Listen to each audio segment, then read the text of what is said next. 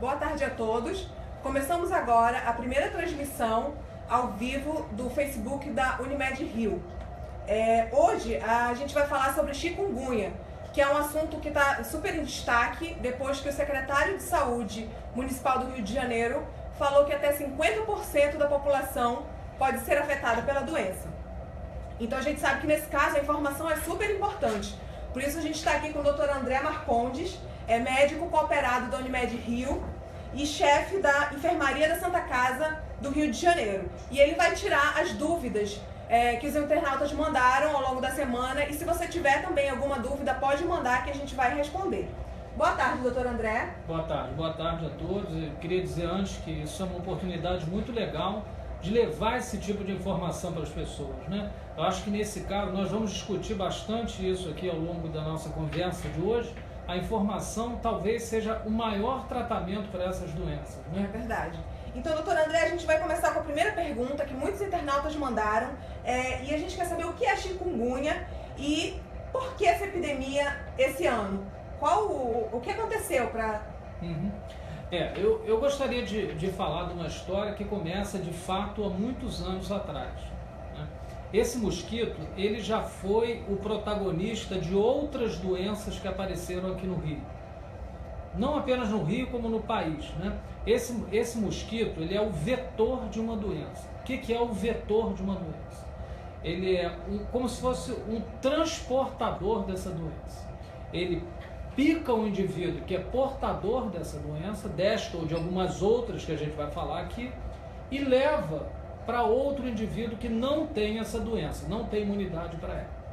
Uma história semelhante com uma doença que felizmente não está acontecendo atualmente, mas que é possível até que retorne, aconteceu no começo do século passado com uma grande epidemia de febre amarela. Essa doença é carregada exatamente pelo mesmo mosquito, pelo Aedes aegypti. À época, com poucos recursos para tratar essa doença e com dificuldades de diagnóstico, os médicos conseguiram perceber que a grande coisa era erradicar o mosquito. E começaram a fazer grandes esforços para que isso pudesse acontecer. Esses esforços, eles contaram com a valorosa ajuda da população. E foi possível, mais ou menos nos anos 50, que a Organização Mundial de Saúde pudesse dar o certificado, ou pudesse reconhecer que o Brasil estava livre desse vetor. E aí acabou a febre amarela aqui nessa época. Bom, o que aconteceu daí para diante? Ninguém mais ligou para esse mosquito. E acabaram todas e qualquer iniciativas no sentido do controle da existência desse inseto. Daí em diante, o tempo foi passando e esse inseto progressivamente entrou de novo no país. Talvez tenha entrado em porões de navios, talvez tenha entrado com viajantes, enfim, o fato é que ele entrou. E hoje ele infesta todo o nosso país. Mas até aí tudo bem, era um inseto que incomodava, coçava e tal, aquela coisa que a gente fica incomodado com o mosquito, mas ele acabou aparecendo numa população que era muito fértil para o desenvolvimento dessas doenças. E a primeira delas a entrar foi a dengue. Ninguém tinha anticorpo contra a dengue. E aí, lá nos anos 80, começo dos anos 90, teve uma baita de uma epidemia aqui no Rio de dengue. E aí começou a se chamar atenção para esse tipo de inseto. Esse mesmo inseto, no ano passado, foi capaz de disseminar também a febre Zika, né, que é uma doença também transmitida pelo mesmo vetor, com grandes consequências que foram noticiadas aí ao longo da mídia, né, com o aparecimento de microcefalias, na verdade, verdadeiras tragédias familiares. Né? A partir de agora, então, começa a aparecer, vamos dizer assim, essa novidade, que é o chikungunya, que é uma outra doença também, que tem consequências, como a gente vai ver daqui a pouco, né, ao longo das respostas aqui, para a população, porque é uma doença de curso mais avançado. Mas o fato é que essas três doenças são, de fato, muito parecidas. elas têm sinais e sintomas que podem ser, e na verdade, na maioria das vezes, são indistinguíveis. É difícil até para o médico que atende pessoas com formas brandas de dizer qual dessas 3 doenças esse indivíduo é acometido naquele momento. A gente vai para a próxima pergunta, que é a transmissão do chikungunya. Ela acontece só através da picada do mosquito? O que a gente tem certeza é que a picada do mosquito, evidentemente, aquele mosquito que antes picou o indivíduo infectado, depois picou o indivíduo suscetível, né? É importante isso, porque senão parece que o mosquito que causou, o mosquito não causou, ele trouxe a doença de uma pessoa para outra. A transmissão através do mosquito é a única que de fato está documentada.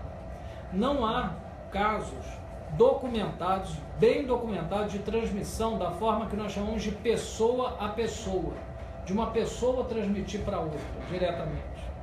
Embora existam alguns relatos já de pessoas infectadas pelo Zika vírus, nos quais foi possível identificar o vírus no sêmen dos pacientes, abrindo-se uma possibilidade, ainda não documentada, mas abre-se essa possibilidade para transmissão sexual também. Entendi. E após a picada, em quantos dias a gente começa a ter os sintomas? São poucos dias, na verdade, mas essa pergunta é uma pergunta que de fato assim, ela é meio complexa no seguinte sentido.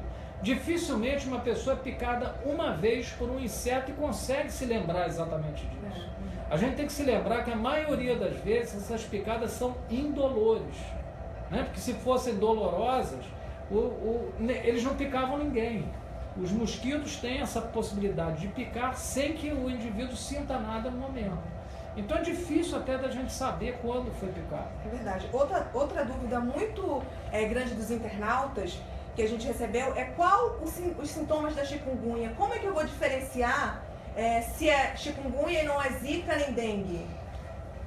De verdade, assim, existe essa dificuldade, como eu tinha falado para vocês antes, de diferenciar, mesmo para o médico diferenciar entre essas formas. Há que se ressaltar que a maioria das vezes essas doenças elas correspondem a formas brandas, não são graves, a maioria das vezes. Mas quando a gente fala maioria, não estou pensando em 90%, não é isso, eu estou falando da maioria. Tem um número considerável de pessoas que têm formas mais graves.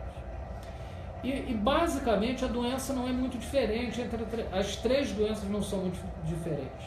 Elas produzem febre, produzem manchas pelo corpo, né, que a gente chama de rash, né, alguma coceira, porque essas manchas vermelhas elas envolvem um pouco de coceira.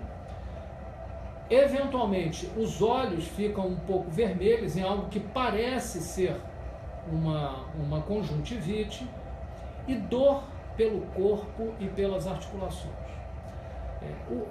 Aí como é que a gente diferencia uma da outra?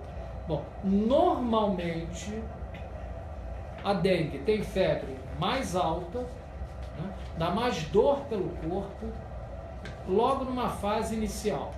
Depois de alguns dias, 4, 5 dias, quando o paciente vai se aproximando da resolução do caso, aparecem as manchas vermelhas pelo corpo. Isso eu estou falando em formas brandas. Na chikungunya, o que a gente vê é que as manchas no corpo, a febre não é tão alta, não tem tanta dor pelo corpo, a dor que aparece na chikungunya mais nas articulações, tá? E isso é muito importante para a chikungunya, dor nas juntas, né, no que nós caracterizamos de artrites, né, chamamos de artrite tecnicamente falando, e as manchas aparecem numa fase mais precoce. Nos primeiros dias ainda, no primeiro, segundo dia, já aparece mancha para essa doença. A zika já é uma doença mais branda um pouco, já dá menos dor pelo corpo, menos dor nas articulações, uma febre que não é tão alta assim. E mais tipicamente aquelas coisas nos olhos. Mas é uma doença que eu diria é menos intensa assim, os sinais e sintomas, né? Mas o fato é é que essas coisas se embaralham muito e às vezes para o próprio médico é difícil.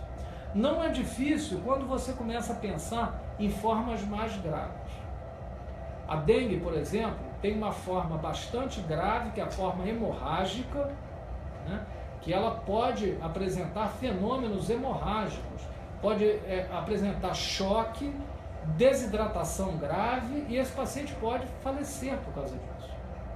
Já quando você passa para Zika, o que mais preocupa de verdade não é bem a consequência quanto ao indivíduo, embora exista a possibilidade de uma polineuropatia, que é uma doença dos nervos, né, que nós chamamos de Guillain-Barré.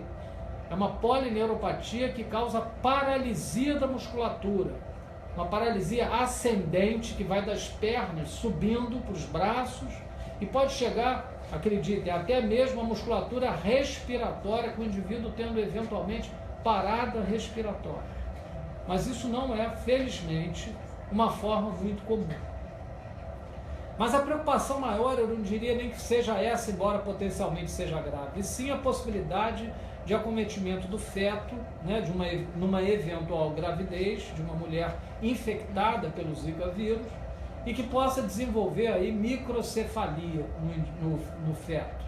E aí isso vai ter uma consequência para a vida inteira, porque essa mãe vai ter que cuidar de uma criança especial para o resto da vida. Para o lado da chikungunya, a gente vai ter mais tipicamente dor nas articulações. As juntas doem muito. E essa dor, aí vai a parte ruim da chikungunya, ela não se resolve rápido. Não é como nas outras formas, que a gente tem dor uma semana, incapacita, o cara não vai trabalhar e tal, mas tudo bem depois.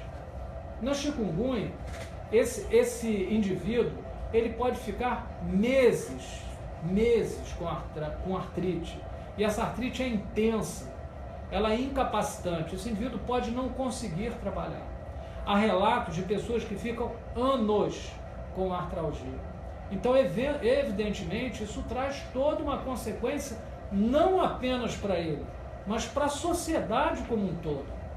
Né? Isso realmente é uma doença, eu diria que, sob o ponto de vista de administração pública, não apenas de saúde, como previdenciária, ela tem uma relevância muito grande por conta disso.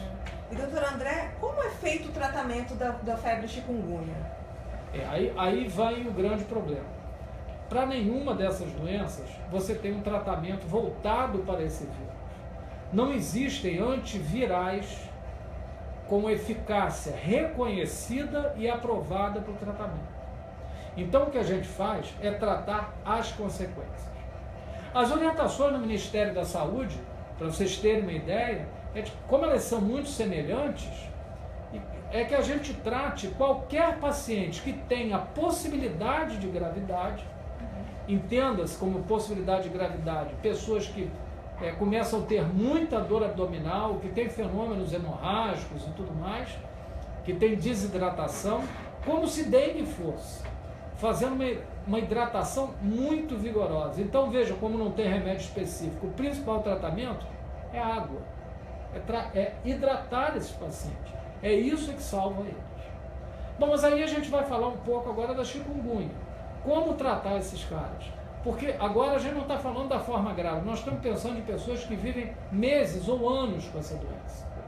E aí existem algumas recomendações ao longo do mundo, ao redor do mundo, de como tratar esses pacientes. Não existe, é importante dizer, uma receita de bolo mundialmente aceita. Existem algumas possibilidades. Diante disso, me parece que o mais razoável seja que a gente assuma as recomendações da Sociedade Brasileira de Reumatologia.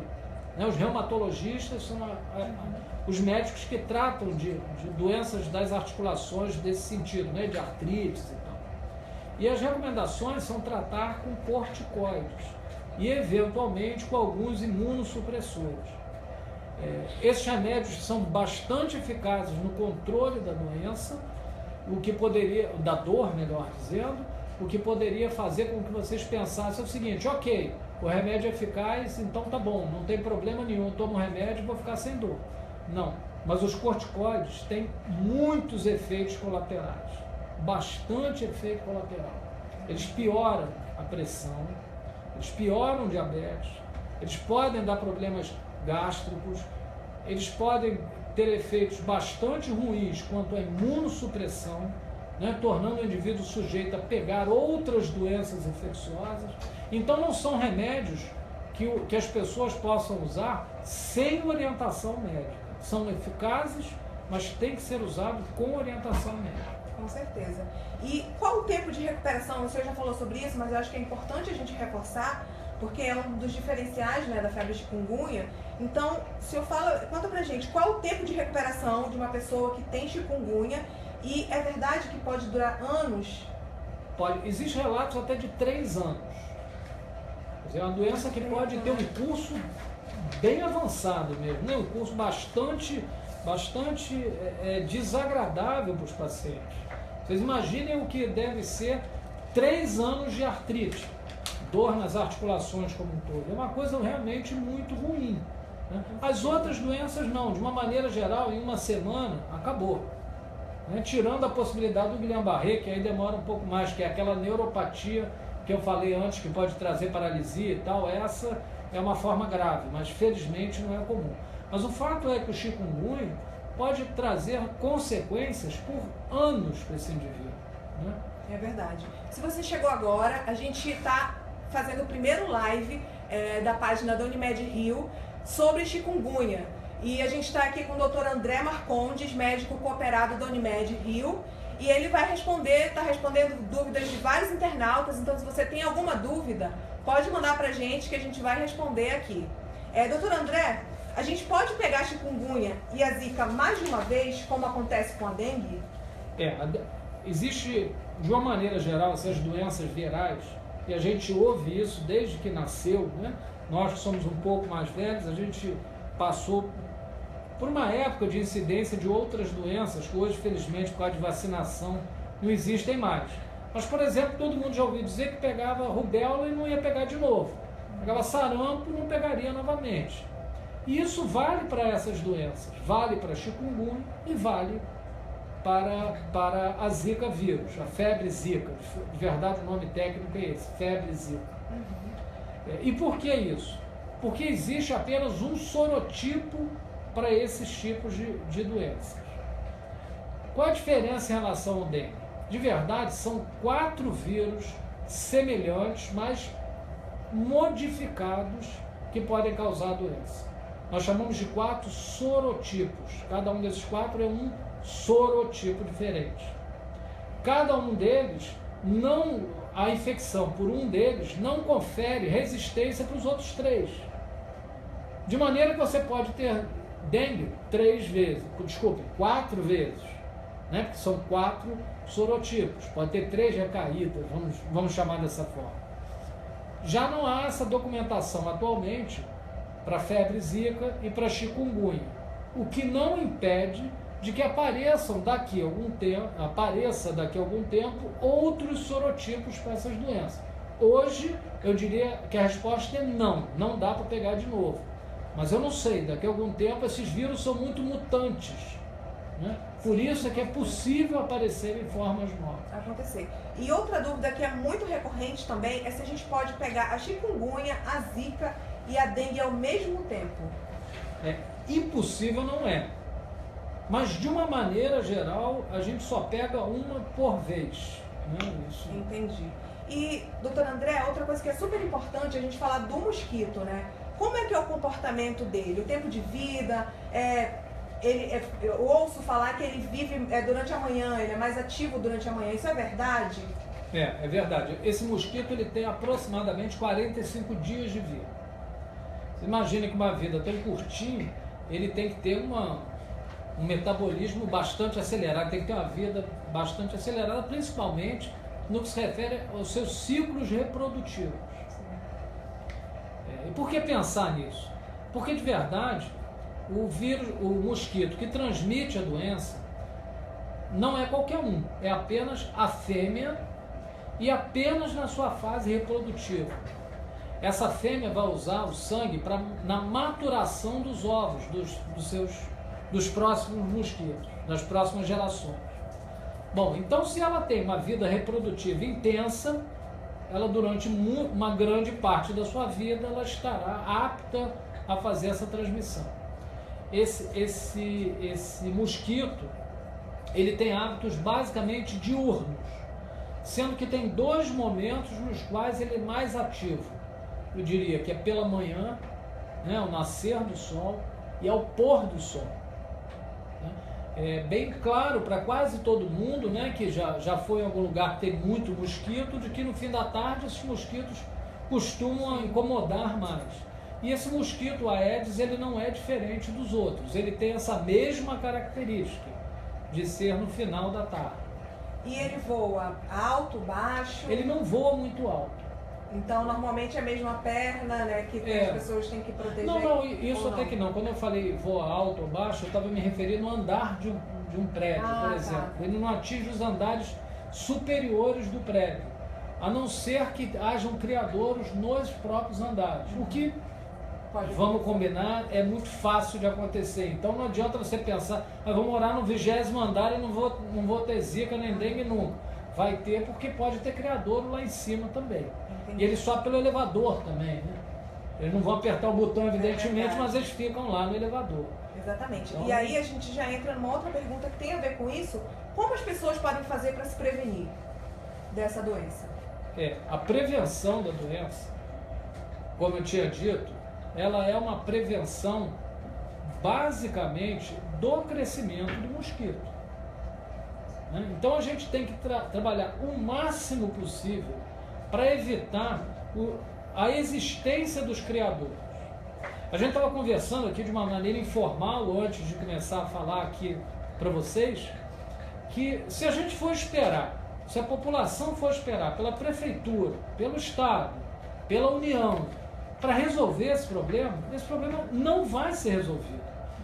E eu não estou aqui fazendo qualquer crítica a nenhum dos três níveis de governo, e sim dizendo que nenhum agente da prefeitura vai entrar na nossa casa para ver se a gente tem uma planta criando com árvore, para a gente ver se no fundo do quintal, né, para eles verem se no fundo do quintal tem pneu ou cheio de água, ou coisas do gênero, lata cheia de água. Cada pessoa tem que fazer a sua parte, porque senão não resolve. Então a grande coisa é prevenir o aparecimento do mosquito e, se possível, a semelhança do que foi feito pela população nos anos 50, erradicar o mosquito. Bom, mas ele está aí. Você fez a sua parte, mas o vizinho não fez. O que eu faço? Olha, repelente. Tem que usar repelente. E aí eu acho que cabe, provavelmente eu acho que tinha até uma outra pergunta a respeito disso, eu vou adiantar um pouco, mas se for o caso, se alguém tiver dúvida, se eu souber responder, evidentemente eu estou à disposição. Fala-se muito de coisas que podem prevenir a picada dos mosquitos. É uma lenda, vamos tomar muita vitamina B porque isso vai resolver. Atenção, não resolve. Tá? Eu vou usar vela de citronela, de não sei o que, de andiroba, não resolve. Todas essas coisas, elas não saíram do nada, evidentemente, elas vêm da sabedoria popular, elas diminuem um pouco a chance do mosquito morder, mas não resolve. De fato, o que é mais eficiente e que ainda assim não resolve 100% é o uso de repelentes. Esses repelentes, eles estão aprovados pelo Ministério da Saúde, eles fazem parte até mesmo de algumas campanhas de prevenção da doença, e são até, em algumas situações, algumas cidades, como é pela web, eu não sei exatamente qual é a cidade de cada um que está nos vendo aqui, as prefeituras chegam a distribuir esses repelentes. Né? E isso é, evidentemente, aquilo que previne melhor o aparecimento dessas doenças. Né? Essa é a melhor, são as duas coisas que podem ajudar. Entendi. Se você chegou agora, a gente está transmitindo o primeiro live na nossa página do Facebook da Unimed Rio, e estamos aqui com o Dr. André Marcondes, médico cooperado da Unimed Rio, respondendo dúvidas dos internautas sobre chikungunya. Então, se você tem alguma dúvida, pode mandar pra gente que a gente vai responder. Doutor André, chegaram aqui algumas dúvidas do Leandro Soares. Qual a indicação médica para remédios para uma pessoa que sente dores crônicas nas articulações, após ter tido chikungunya 1 ano atrás? A gente tinha falado um pouco sobre isso agora anteriormente, né? Mas é importante Veja, a gente repetir. Não existe uma receita de bolo para o mundo inteiro. Então, se você pegar, e isso na internet hoje é muito fácil, né? A gente digita lá tratamento da chikungunya. Se digitar em inglês, então aparece muito mais, né? Vai aparecer um monte de coisas. E várias que são relacionadas à realidade de cada local, estratégia de saúde das autoridades dos locais, enfim. Mas acho mais razoável que a gente assuma aquilo que é recomendado pela Sociedade Brasileira de Reumatologia, né? Os reumatologistas são os médicos que tratam destas doenças articulares, de artrites. A recomendação é tratar com corticoides, né, que são anti-inflamatórios hormonais. São anti-inflamatórios muito potentes, eles conseguem controlar essa dor, né, que esses pacientes têm, não curam a doença, em hipótese alguma elas vão curar a doença, mas vão controlar esse sintoma articular. Acontece que os anti-inflamatórios hormonais, né, os corticoides, eles não são remédios que as pessoas possam usar sem uma devida orientação médica. Eles têm muitos efeitos colaterais. Sim. Muitos. Para várias doenças eles são prejudiciais, né? Eles prejudicam os hipertensos, a pressão aumenta. Eles prejudicam diabéticos, o diabetes piora, a glicemia aumenta. Eles atrapalham pessoas que têm dispepsia, né? Tem problemas digestivos, que têm refluxo, porque aumenta a acidez do estômago. Eles são imunossupressores, então pessoas que eventualmente acabam contraindo outras doenças infecciosas por causa dos corticoides. E aí pode assustar para quem está ouvindo, né? Pode achar que isso é um horror, mas não é. Usado com cuidado, sob orientação médica, dá para usar, né? Eles são muito eficazes e vão conseguir resolver o problema. Com certeza, se orientado por um médico, claro, né? Nunca claro. A automedicação não dá para fazer automedicação, né? Doutor André, outra pergunta que a gente recebeu são: quais as formas para diagnosticar a chikungunya? São as mesmas para detectar a zika e a dengue? O diagnóstico dessas doenças é uma coisa assim, que não é difícil de fazer de fato. Mas eu acho que a gente tem que pensar na relevância de fazer o diagnóstico em cada momento. Numa fase super inicial, nos primeiros dias, nós podemos fazer o diagnóstico, qualquer uma das três, por uma técnica de identificação do material genético do vírus no sangue dos indivíduos, né? São técnicas de amplificação de RNA. Essas técnicas conseguem identificar diferenciando uma da outra. São técnicas caras e que de uma maneira geral não trazem uma maior relevância no que você vai fazer com o paciente, pois, como eu tinha dito antes, o importante é que você trate os sinais e sintomas, e o tratamento é rigorosamente o mesmo, independente de qual das três a gente esteja falando. Então, de verdade, existe esse diagnóstico precoce. Depois do 7º dia, a gente pode fazer um diagnóstico tão sensível, quase tão sensível quanto e quase tão específico quanto isso, feito através de uma coisa que nós chamamos de sorologia, que é a identificação de anticorpos contra um dos 3 vírus, também no sangue do paciente. Acredito que isso tenha uma maior relevância para aqueles pacientes que começam a desenvolver as formas mais graves da doença, porque aí você tem que tomar algum tipo de medida específica com essa forma, embora também não vai mudar muito a medida que você vai tomar. Mas eu diria que o importante seria identificar isso, não que a gente possa mudar alguma coisa, porque a doença já está lá, mas em mulheres grávidas, né? Principalmente a existência de Zika vírus. Porque aí ela vai ter que olhar com maior cuidado, o seu pré-natal vai ter que ser voltado para esse tipo de coisa. Volto a dizer, o diagnóstico, saber do diagnóstico não vai mudar se a criança, o filho dela terá ou não microcefalia. Isso já são favas contadas, infelizmente, nesse momento já era, né? Mas pelo menos para que ela tenha as medidas de identificação precoce desse tipo de alteração congênita e tudo mais, e daí possa eventualmente tomar alguma medida nesse sentido mais precoce possível, né? No sentido, evidentemente, de tratar e de como receber essa criança. Sim. Aproveitando, a gente teve uma pergunta sobre isso durante a semana no Facebook, e o internauta perguntou, a chikungunya também pode causar microcefalia? Olha, impossível não é. A medicina é muito complexo a gente dizer sempre e nunca, né? São palavras que, de uma maneira geral, nós evitamos. Mas, de uma forma geral, não. Isso é mais da Zika. Mas impossível não é, não. Entendi. E como a gente pode diferenciar o chikungunya de uma gripe, por exemplo? O senhor já falou, mas é importante reforçar, né? Porque a gente falou muito, de fato, da diferença entre essas três. Entre dengue, Zika e chikungunya. Mas como é que a gente vai diferenciar isso de gripe? Porque gripe aparece a beça. Né? E da febre também. E da febre também, da dor pelo corpo também. Corpo, exatamente. Né? Mas, de uma maneira geral, essas gripes, elas cursam com sintomas respiratórios altos. Coisa que essas outras três condições não cursam.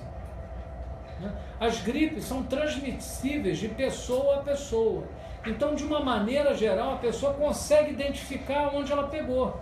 Porque ela vê que as pessoas estão com sintomas respiratórios, tem congestão nasal, tem espirros, tem tosse, a garganta pode doer um pouco, né? Então isso é uma coisa facilmente perceptível, né? De uma maneira geral, ninguém com febre, dor na garganta, espirros, nariz escorrendo, isso não vai ser dengue, isso não vai ser Zika e também não vai ser chikungunya, né? Então a diferença basicamente é essa. Se você chegou agora, a gente está transmitindo o nosso primeiro live no Facebook da Unimed Rio.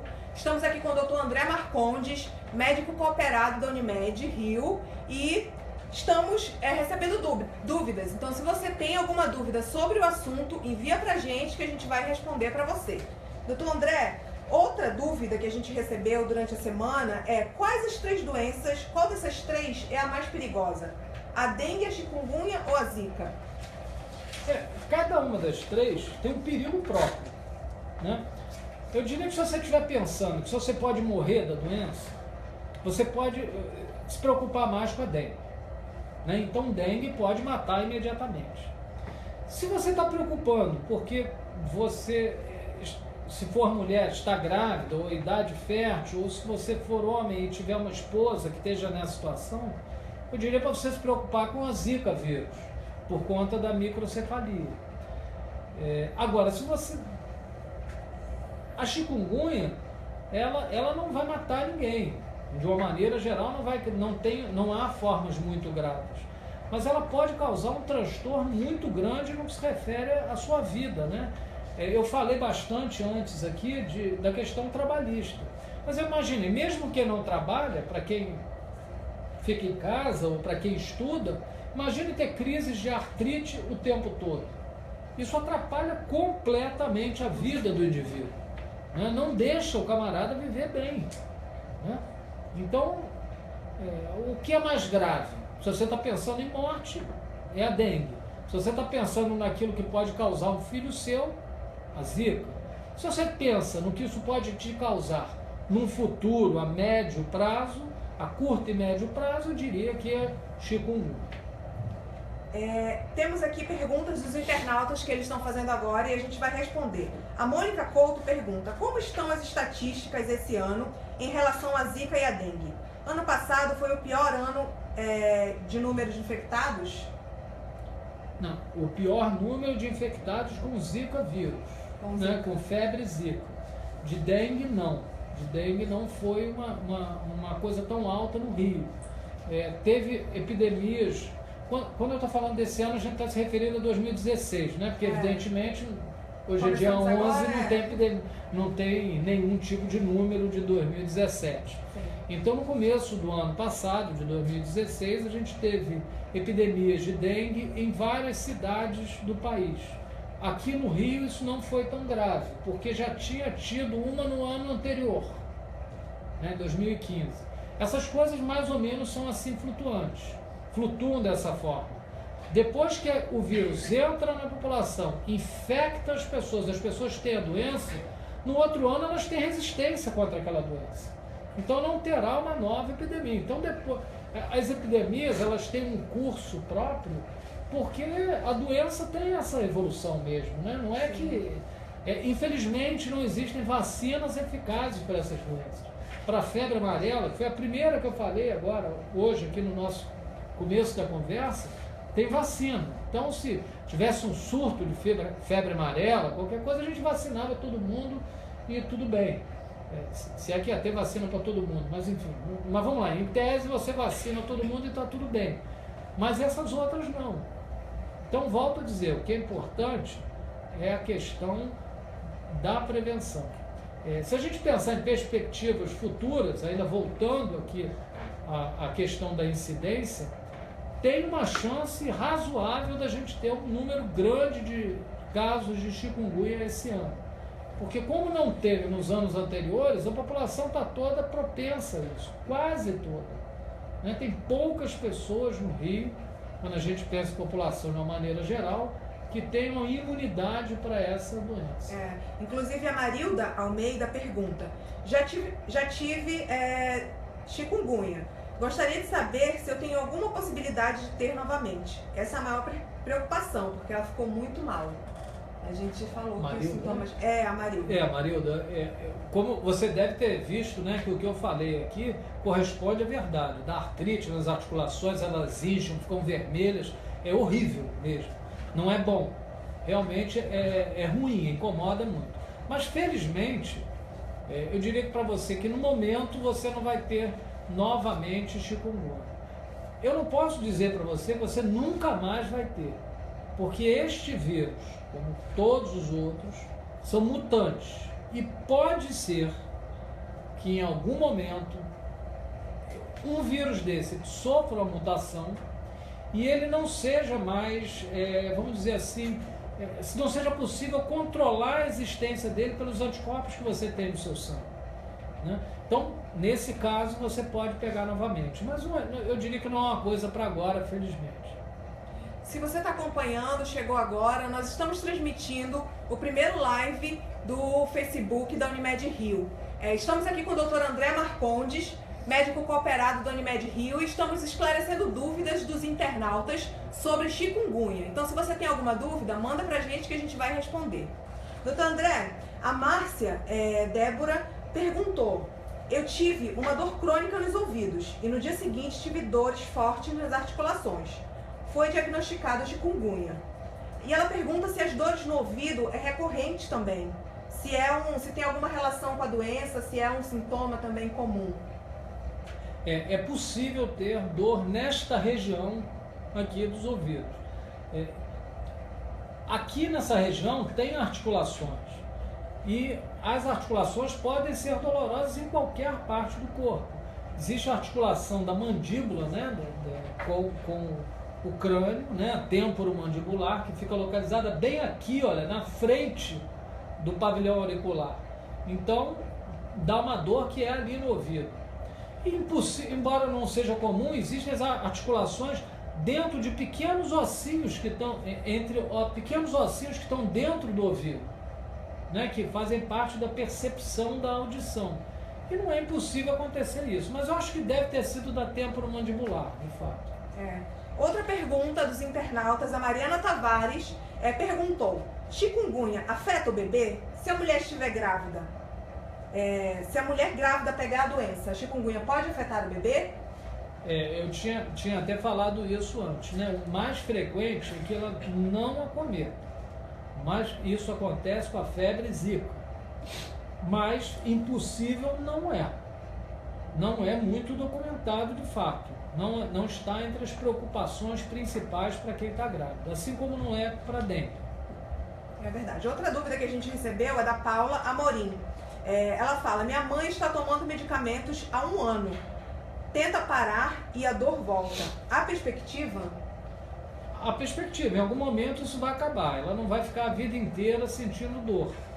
Mas, como eu tinha dito antes, tem pessoas que permanecem com dores articulares por 3 anos. 3 anos. Então é possível que a sua mãe tenha um curso mais prolongado da doença. É verdade. A gente tem aqui outras dúvidas que foram enviadas durante a semana. E aqui tem, alguém perguntou que tem um aquário em casa. E ele pergunta se ele corre risco do Aedes aegypti se proliferar dentro do aquário. E aí tem muita gente que tem animal de estimação, né, cachorro, gato, e aí deixa a vasilhinha com água. Essas pessoas correm risco? Assim, a gente tem que pensar de uma maneira um pouco diferente. Assim, a água do aquário não traz risco nenhum, porque as larvas do mosquito vão ser comidas pelos peixes. Os peixes vão comer essas larvas. Então não vai ter problema nenhum. A água do cachorro, ele vai beber a água, né? Então não tem problema nenhum também. A não ser que você deixe o pote dele cheio de água lá no fundo do quintal e ele não vá para lá. Se você distribuir potes que o cachorro não mexa, aí é possível acontecer. O gato é a mesma coisa, né? Mas de uma maneira geral, a preocupação é com água parada, né? Essa água parada durante algum tempo, ela pode ser o local onde as fêmeas depositam os seus ovos, né? Aquela mesma que mordeu para transmitir o vírus para um lado para o outro, quando queria maturar os seus ovos, porque ele precisava do sangue, ela coloca esses ovos na água parada.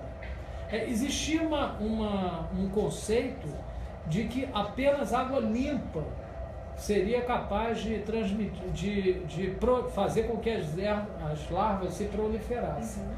Mas hoje a gente já sabe que não. Também a água suja pode fazer isso. Então qualquer água parada.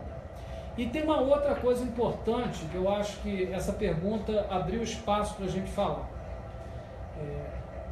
Depois que o mosquito coloca lá, mais ou menos leva uns 7 dias para a larva desenvolver a forma adulta. Bom, e aí você pode falar, então leva 7 dias e 1 semana, ok, se eu trocar água a cada semana, tudo bem. Mas quando a gente fala isso, a gente fala mais ou menos. Pode acontecer com menos tempo, mas pode acontecer uma coisa que a gente não pode deixar de pensar. Imagine que a larva fica na beirada do recipiente, fica nas bordas do recipiente. Quando você esvazia o recipiente, a larva fica presa ali naquela borda. Essa larva, ela pode se ressecar, né? Desculpa, a larva não, os ovos, né? Podem se ressecar, né? Não as larvas, os ovos ressecam e ficam presos ali. E há relatos de ovos viáveis, acreditem, depois de 450 dias. Então não adianta só jogar água fora. Tem que lavar o recipiente. Tem que olhar o recipiente para ver se tem ovos presos nele. E de preferência lavar, né? Lavar. Porque isso pode ir de um ano para o outro. E aí aquilo ficou sequinho lá no canto, com o ovo parado. Na hora que você encheu aquilo de água de novo, olha, ele vai desenvolver a larva depois de um tempo. Né? Ainda voltando às perguntas que a gente tem recebido aqui, o Leandro Garrido pergunta, o mosquito transmissor da chikungunya age somente em lugares quentes no verão? Ele vai viajar para o sul e gostaria de saber se ele precisa se preocupar lá também. Olha, não tem no sul ele tem que se preocupar do mesmo jeito, já teve várias epidemias para lá, né? Esses mosquitos, de uma maneira geral, eles não vivem bem em lugares muito frios. Mas quando eu digo muito frios, eu estou falando muito frios mesmo, né? É algo que não tem aqui no Brasil.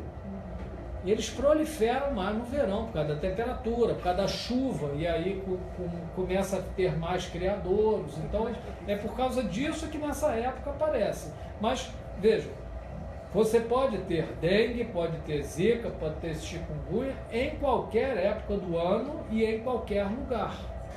Nós estamos falando das épocas nas quais a incidência aumenta, que é o verão. Mas isso pode aparecer em qualquer época. É verdade. E, doutor André, uma coisa que muita gente fala, e é bom a gente esclarecer, a vela de andiroba funciona contra repelente ou as outras velas? O senhor já falou, mas é importante porque muita gente acredita que colocar a vela funciona como repelente natural ou não? Olha, essas coisas todas, como eu tinha falado, elas vêm meio de sabedoria popular, né? As pessoas ao longo dos anos usaram essas coisas, andiroba, enfim, agora fugiu o nome das outras. Usar vitamina B em dose alta. Evidentemente que isso de alguma maneira afasta um pouco alguns tipos de citronela, né? Era o nome que estava na minha cabeça aqui. Isso afasta um pouco os mosquitos, mas isso não resolve, isso não tem uma eficácia grande o suficiente para que a gente recomende formalmente: use citronela que você está livre do Aedes. Não é isso. Não existe isso. O que tem a maior eficácia são os repelentes, né? São inseticidas de fato. Esses têm maior eficácia. Continuando as perguntas dos internautas que têm chegado, a Riso Miranda pergunta: qual é o melhor protetor? O Sposis é bom mesmo? Sposis eu acho que é a marca do protetor. Eu não conheço esse nome comercial, né? Não há uma diferença grande entre esses produtos, porque de verdade a substância química é a mesma. Não muda muito a substância química, elas são pouquíssimas que existem de fato, né? O que existe são marcas diferentes. Eu poderia dizer que existem, para algumas situações, um ou outro um pouco mais eficaz. Por exemplo, se você tem alguma dificuldade de espalhar aquilo pelo corpo, seria melhor um spray.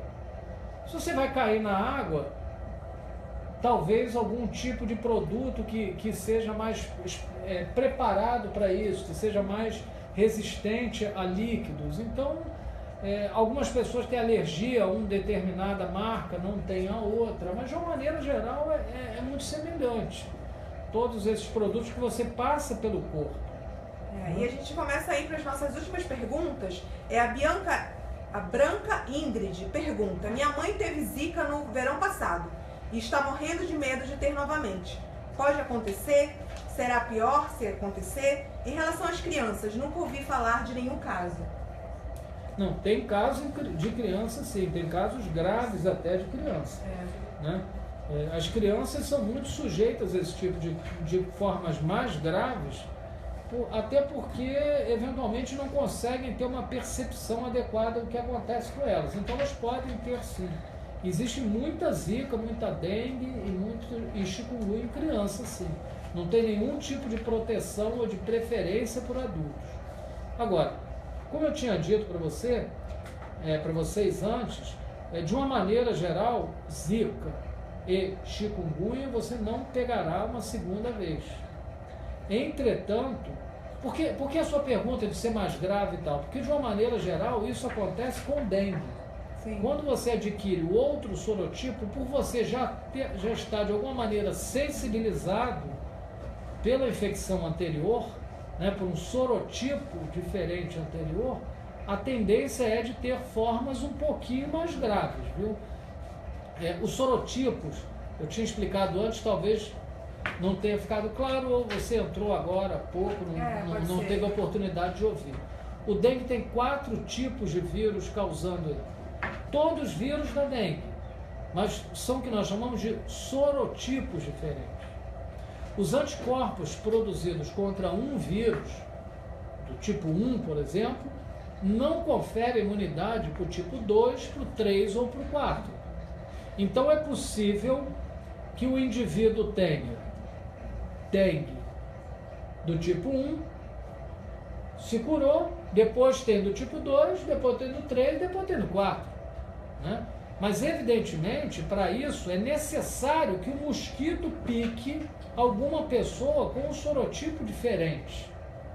Né? Se tem uma pessoa que tem um sorotipo 1 ali do lado, você já teve dengue pelo sorotipo 1, o mosquito pica aquela pessoa, pica você não terá a doença, mesmo que haja que o inseto tenha inoculado aquele vírus em você. Agora, se ela picou um outro inseto de uma pessoa do tipo 2, sei lá, por exemplo, e aí te picar, você aí sim terá novamente dengue. Só dengue que dá para ter esse tipo de coisa. A gente vai responder agora a nossa última pergunta, depois o senhor pode fazer as considerações finais.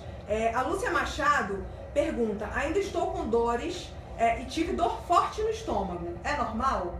A chikungunya, eu acredito que ela tenha tido. Veja, tem duas possibilidades. É evidente que responder essa pergunta, ela só vai ser uma resposta realmente boa se a gente pudesse falar diretamente com a pessoa, pudesse examinar e tudo mais. Não dá para fazer uma consulta pela internet. Mas o que acontece é o seguinte: a dor abdominal ela pode ser um marcador de gravidade para dengue. Então, se você tem dengue e está com dor abdominal, eu vejo duas possibilidades. Uma, que seja um marcador de gravidade, então recomendo que você procure o seu médico, esteja você onde estiver. E a segunda possibilidade, que isso seja consequência do uso dos remédios para controle dos sintomas. Então, todos esses anti-inflamatórios que nós usamos para controlar os sintomas, eles provocam distúrbios gástricos, né? Podem produzir hiperacidez ou coisa do gênero. De maneira que um dos remédios mais utilizados, que é o paracetamol, ele dá muito desconforto gástrico, né? Então pode ser que essa dor no abdômen seja consequência do uso do remédio também. Eu não sei quanto remédio você usou. Sim. Você pode fazer as considerações finais. A gente recebeu muitas dúvidas, muita gente respondeu. Quem chegou agora, o vídeo vai ficar disponível na página, então depois você pode clicar, dar o play e ver todas as perguntas que a gente respondeu, todas as dúvidas. E se tiver dúvidas ainda, deixa nos comentários que a gente responde assim que possível. Então fique com as considerações finais e é isso. Bom, primeiro eu queria agradecer a atenção de vocês aí, dizer que foi um prazer aqui, esse tempo passou rápido a beça, né? Verdade. Parece que ia ser longo, mas começou, terminou, foi rapidinho, né? Então quando a gente faz alguma coisa que a gente está gostando, a coisa vai rápido, né? Essa é a primeira coisa, agradecer a atenção. Segundo, elogiar essa iniciativa da Unimed Rio. Eu acho que para esse tipo de doença, a chave do problema é a informação, e não adianta, vejam, a gente pensar apenas em tratar a doença. Não adianta dizer que você pode ir num dos prontos-socorros da Unimed que vão te atender muito bem se você tiver... Não é só isso. Sim, vão te atender, mas você precisa se prevenir, você precisa trabalhar para que evite a infestação desses insetos, né? Porque só assim é que a gente vai conseguir controlar essas infecções, que cada um faça a sua parte, né? Para que o todo funcione. É verdade. Nós agradecemos a presença de todos. Os lives acontecerão na página, então se você ainda não curte, curta e acompanhe a programação que a gente vai avisando conforme a gente tiver outros temas e outros lives programados. Então é isso. Boa tarde, até a próxima.